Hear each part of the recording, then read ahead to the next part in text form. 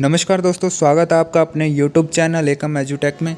दोस्तों, आज का जो इम्पोर्टेंट टॉपिक है वो मेडिकल रीइंबर्समेंट पॉलिसी का है। ये पार्ट 1 वीडियो है। इसमें हम ब्रीफली जानेंगे कि हमें किसी भी इलाज हमने करवाया हॉस्पिटल में, तो उसको हम अगर मेडिकल फैसिलिटी लें, हम अपना जो खर्चा है वो सरकार से अगर लें, अपने ऑफिस या डिपार्टमेंट से लें, तो उसके लिए हमें क्या क्या फॉर्मेलिटीज़ पूरी करनी पड़ती हैं।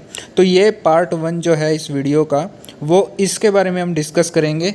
सारी जो सारी चीज़ें हैं उसको बारी बारी से स्टेप बाय स्टेप डिस्कस करेंगे। इसके बाद के जो पार्ट आएंगे दोस्तों, उसमें हम बात करेंगे कि आउटडोर पेशेंट्स होते हैं या फिर हॉस्पिटल्स कितने तरह के होते हैं और उनमें कितना हम रिवर्समेंट होगा, हमें कितना पैसा वापस मिलेगा। या फिर उसके बाद एक और वीडियो आएगी जिसमें पार्ट आएगा इस वीडियो का, तो उसमें हम ये बात करेंगे कि वर्कआउट कैसे किया जाता है। तो फिलहाल इस पार्ट 1 पे कंसंट्रेट करते हैं। और पार्ट 1 में हम बात करेंगे, जैसे कि मैंने अभी बताया, कि ब्रीफली फॉर्मेलिटीज़ कौन कौन सी पूरी करनी होती है। अगर हमने कहीं इलाज करवाया है तो हमें कितना पैसा वहाँ से मिलेगा और उसकी क्या प्रोसेस है, हमें ऑफिस से कैसे पैसा लेना है। तो चलिए देरी नहीं करते।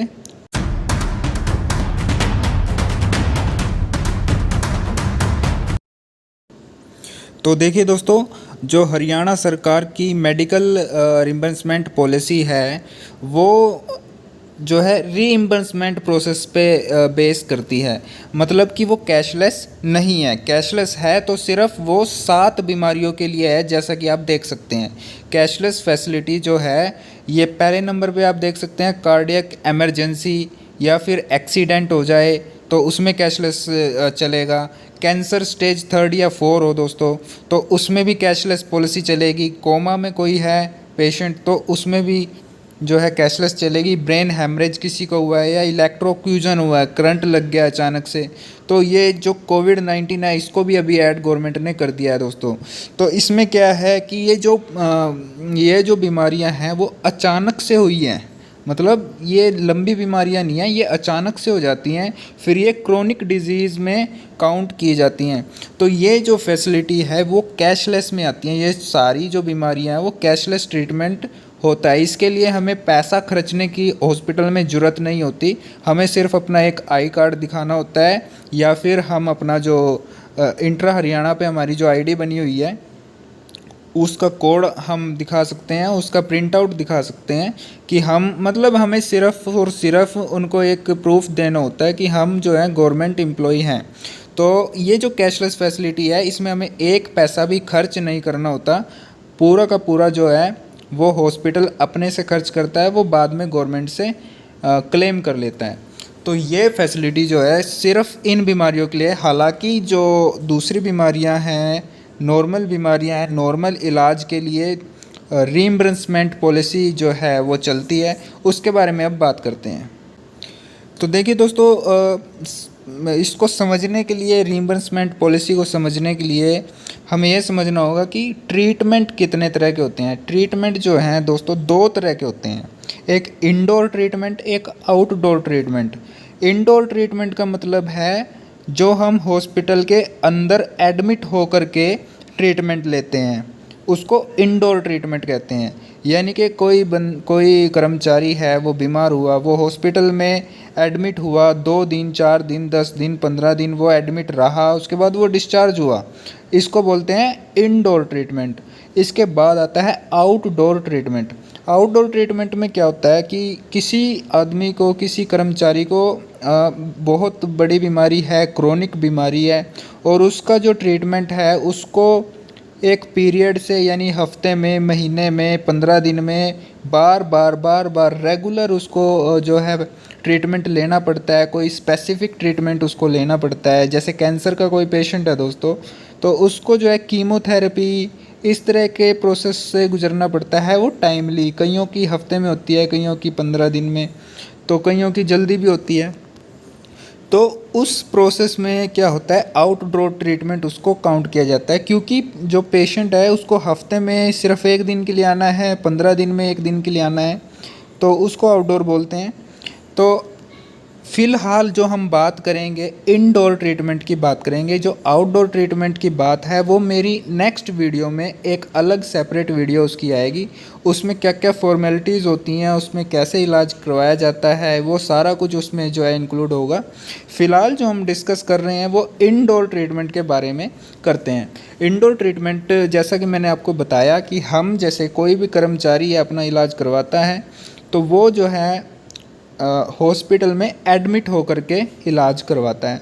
तो उसमें इलाज करवाने के बाद कौन कौन से डॉक्यूमेंट उसको रेडी करने हैं ताकि वो ऑफिस में अप्लाई कर सके, उसके बारे में हम बात करते हैं। तो देखिए दोस्तों, एक्चुअली होता क्या है कि डॉक्यूमेंट कौन कौन से रिक्वायर्ड हैं इलाज के लिए। इलाज के बाद जो पैसा हमने क्लेम करना है उसके लिए कौन कौन से डॉक्यूमेंट जो है हमें चाहिए, उसके बारे में हम बात करेंगे। लेकिन उससे पहले हमें ये जानना ज़रूरी है कि हरियाणा गवर्नमेंट ने एक पैनल बनाया हॉस्पिटल्स का, जो कि उन्होंने सेट कर दिया है उनमें रेट कि इस इलाज का जो है ये रेट है, इस ट्रीटमेंट का ये रेट है। तो उसके अकॉर्डिंग जो पैनल वाले हॉस्पिटल हैं, गवर्नमेंट की ये मोटिवेशन रहती है कि हर कर्मचारी अगर वो इलाज करवाना चाहता है अपना या अपने डिपेंडेंट का, तो वो पैनल वाले हॉस्पिटल में ही जाए। ठीक है दोस्तों, आपको भी अगर कभी ज़रूरत पड़े अपना या अपने डिपेंडेंट का इलाज करवाने की, तो आप जो है नियर बाय का जो पैनल हॉस्पिटल है उसमें ही कोशिश करना, अगर वो अच्छा है। ठीक है, तो उसमें उसके इलाज के लिए जो है उसकी जो लिस्ट है ना, पैनल हॉस्पिटल की लिस्ट हेल्थ डिपार्टमेंट की साइट पे आपको मिल जाएगी, ईज़िली मिल जाएगी। तो इसमें डॉक्यूमेंट कौन कौन से रिक्वायर्ड होते हैं, अगर आप किसी भी पैनल हॉस्पिटल में जाते हैं, आपने इलाज करवाया, तो आपने उसके बाद डिस्चार्ज होने के बाद जो बिल क्लेम करना है अपने ऑफिस में, तो वो उसकी क्या क्या रिक्वायरमेंट है वो आप सुन लीजिए। एक पहले नंबर पे होता है असेंशियल सर्टिफिकेट। असेंशियल सर्टिफिकेट क्या होता है कि एक फॉर्म होता है, एक फॉर्मेट होता है, वो भरा जाता है हॉस्पिटल के द्वारा। हालांकि आप किसी गवर्नमेंट हॉस्पिटल में इलाज करवाते हैं या पीजीआई में करवाते हैं तो आपको खुद भर के ही देना पड़ेगा, क्योंकि वहाँ कोई सुनने वाला नहीं होता, कोई भरने वाला नहीं होता। हालांकि जो प्राइवेट हॉस्पिटल हैं, पैनल में जो हॉस्पिटल हैं, अच्छे हॉस्पिटल हैं, वो खुद से भर के देते हैं एसेंशियल सर्टिफिकेट, सारे डॉक्यूमेंट आपके फुलफ़िल करवा के देते हैं। तो ये कुछ डिपेंडेंट करता है कि हॉस्पिटल किस में आप इलाज करवा रहे हैं। तो ये जो एसेंशियल सर्टिफिकेट है, इसके बारे में मैं अभी आपको उसको दिखाऊंगा भी कैसा होता है और ढंग से बताऊंगा भी। तो इसमें क्या होता है कि आपको सारी जो प्रिस्क्रिप्शन वगैरह है, सारा हिसाब किताब, आपका नाम, एड्रेस वगैरह, और क्या आपने ट्रीटमेंट करवाया, कितना अमाउंट का खर्चा हुआ, टोटल कितना रहा, उसके बाद डॉक्टर के सिग्नेचर भी उस पे होने चाहिए। साथ ही साथ डॉक्टर के अलावा जिस डॉक्टर ने आपका इलाज किया उसके तो सिग्नेचर होंगे ही होंगे, साथ ही साथ मेडिकल सुपरिटेंडेंट जो हॉस्पिटल का होगा उसके सिग्नेचर भी बहुत ज़रूरी होते हैं। तो दोनों चीज़ जो है, डॉक्टर के सिग्नेचर भी प्लस मेडिकल सुपरिटेंडेंट के सिग्नेचर भी उसमें चाहिए होते हैं। तो खैर वो अभी मैं दिखाता हूँ एसेंशियल सर्टिफिकेट। इसके बाद होता है ऑल ओरिजिनल बिल। जितने भी बिल आपको हॉस्पिटल से मिलते हैं वो सारे के सारे आपको संभाल के रखने हैं। तो वो जो है एसेंशियल सर्टिफिकेट के बाद वो बिल सारे के सारे लगाने हैं। साथ ही साथ इसके बाद जो है डिस्चार्ज समरी, हॉस्पिटल वाले जब भी डिस्चार्ज पेशेंट को करते हैं तो वो डिस्चार्ज समरी एक बना के देते हैं, जिसमें कि सब कुछ लिखा होता है कि पेशेंट को हुआ क्या था, ट्रीटमेंट क्या दिया गया, प्रिस्क्रिप्शन क्या है, अभी एडवाइस देते हैं डॉक्टर कि आगे उसको क्या चलना है, कैसे चलना है, क्या क्या दवाइयाँ खानी है। तो सारा कुछ वो उस डिस्चार्ज समरी में पता लग जाता है कि क्या कुछ रहा इस इलाज में।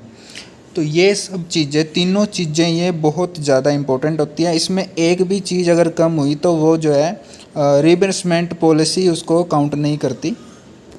तो और दूसरी बात है, जो ओरिजिनल बिल है या डिस्चार्ज समरी है, एसेंशियल सर्टिफिकेट है, इन तीनों चीज़ों पे सेल्फ अटेस्टेड जो पेशेंट है, क्लेम करने वाला जो कर्मचारी है, उसके सिग्नेचर होने ही होने चाहिए। ऐसा पॉलिसी के अकॉर्डिंग ऐसा बोलते हैं। तो अभी मैं आपको जो है असेंशियल सर्टिफिकेट दिखाता हूँ। तो देखिए दोस्तों, ये असेंशियल सर्टिफिकेट जो आपके सामने खुल चुका है, ये आप इजीली गूगल से कहीं से भी डाउनलोड कर सकते हैं असेंशियल सर्टिफिकेट फॉर्म डाल के। तो इसमें क्या है, सबसे पहले जो नेम ऑफ क्लेमेंट है, यानी जिस कर्मचारी को क्लेम करना है ना।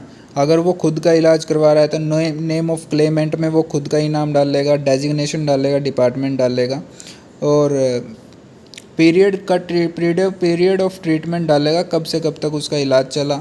इंडोर नंबर या डेट जो है उसके बिल पर लिखी होती है इंडोर नंबर। अगर वो आउटडोर पेशेंट है तो आउटडोर नंबर लिखा होगा। तो इसमें जो नेक्स्ट पैरा है, ये जो ऊपर जो सारी चीज़ें हैं ना, बेसिक है, डिपार्टमेंट है, डेजिग्नेशन, ये सारी चीज़ें लिखनी बहुत ज़रूरी होती हैं। अगर आप बेसिक पे नहीं लिखोगे तो उसमें वर्कआउट करने में प्रॉब्लम होती है। तो इसमें जो आगे है, अगर आप किसी अपने डिपेंडेंट वाइफ का या फादर का, मदर का, किसी का लिखवाना करवा रहे हैं इलाज, तो उनका नाम आएगा, नहीं तो आपका जो है क्लेमेंट वाले का ही नाम, कर्मचारी का इसमें आएगा जिसका इलाज हुआ है। यहाँ पे हॉस्पिटल का नाम आएगा।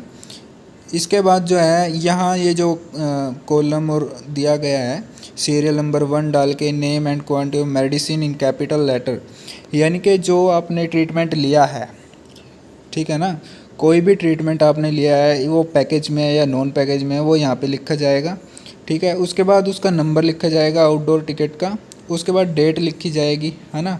तो उसके बाद ये प्राइस का है कि कितना अमाउंट उस पर खर्चा हुआ, चाहे वो इलाज है तो इलाज लिख दो, ठीक है ना, प्रोसीजर है तो प्रोसीजर लिख दो, ठीक है ना। तो उसमें अगर रूम चार्जेस हैं, रूम चार्जेस लिख दो ऐसे ही, अगर कोई और चार्जेस है वैसे ही, वो मतलब सीरियल नंबर 1 2 3 4 5 6 जैसे उन्होंने हॉस्पिटल वालों ने बिल बना के दिया होगा ना, वैसे का वैसा आप इसको लिख देना।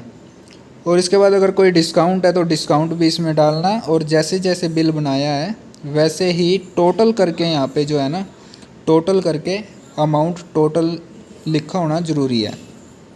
फिर इसके बाद ये तो signature and designation of authorised medical attendant लिखा हुआ है ना, तो ये चीज़ जो है, जिस बंदे ने, जिस डॉक्टर ने आपका इलाज किया है उसके साइन प्लस स्टैम्प, दोनों चीज़ यहाँ पे होनी चाहिए, ठीक है। In case of indoor treatment ये आप नीचे से भर सकते हो, टिकट नंबर, वो डॉक्टर का काम है, वो भरेगा। तो यहाँ पे भी साइन होंगे, यहाँ पे भी साइन होंगे डॉक्टर के, जो डीलिंग है, जो मेडिकल अटेंडेंट है। इसके साथ ही इन दोनों के साइन होने के बाद यहाँ पर जो है मेडिकल सुप्रिटेंडेंट के भी साइन बहुत ज़रूरी हैं।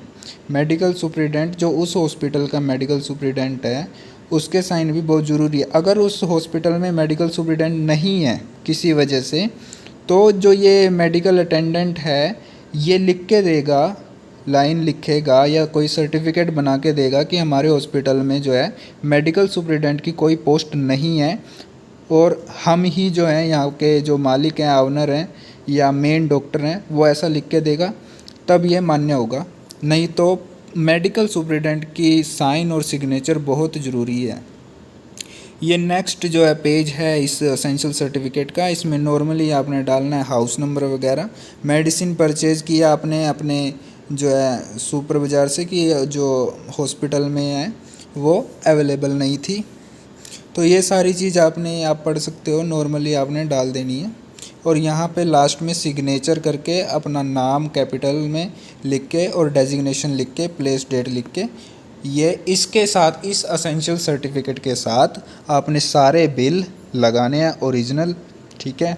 और साथ ही साथ डिस्चार्ज समरी भी लगानी है ओरिजिनल डिस्चार्ज समरी आप फ़ोटोकॉपी भी लगा सकते हो, लेकिन जो बिल हैं वो ओरिजिनल आपने इसके साथ अटैच करने हैं। और ये असेंशियल सर्टिफिकेट भी आपने ओरिजिनल ही भर के जो है उसके साथ आपने अटैच करके तीनों चीज़ जो है देनी है अपने ऑफिस में एक एप्लीकेशन के साथ, ठीक है। तो ये चीज़ दोस्तों आपको समझ आई होगी। अब बात कर लेते हैं, अभी तक हमने जो बात की थी, अभी तक की जो बात है वो पैनल हॉस्पिटल के बारे में की है।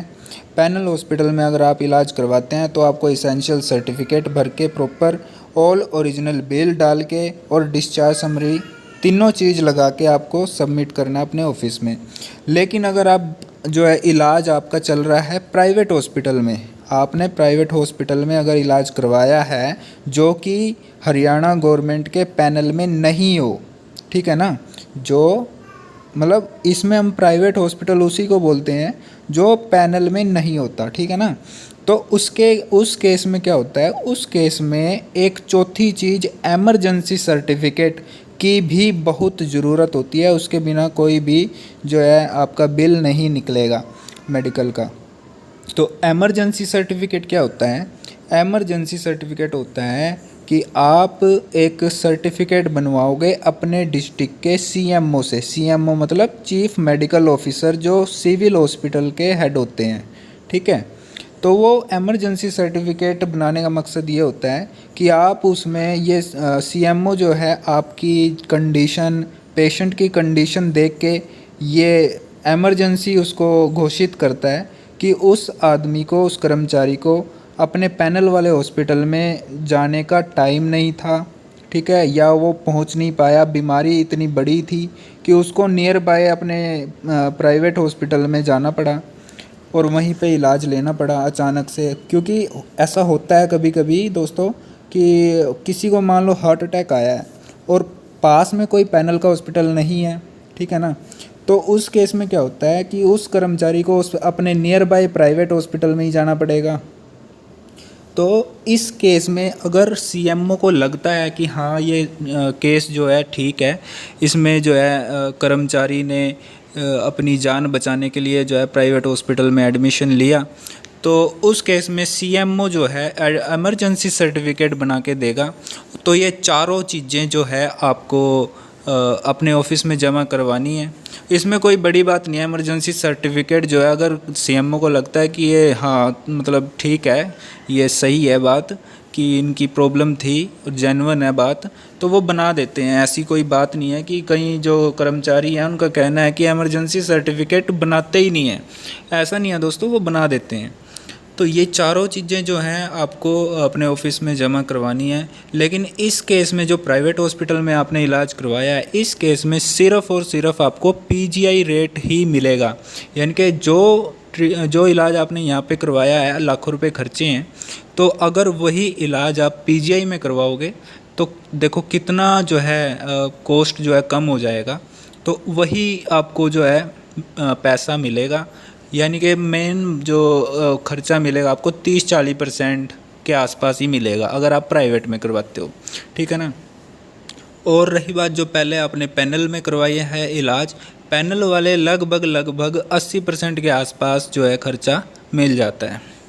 तो आगे की जो मैं वीडियो बनाऊंगा दोस्तों, हालांकि इस वीडियो में अगर कोई कमी पेशी रह गई है तो कमेंट ज़रूर करें, क्वेश्चन ज़रूर करें। मैं अगली वीडियो में इसका आंसर ज़रूर दूंगा। और अगली जो वीडियो आएंगी दोस्तों उसमें काफ़ी कुछ है अभी मेडिकल के बारे में बताने का, तो आप अगले पार्ट भी ज़रूर देखें। Thank you.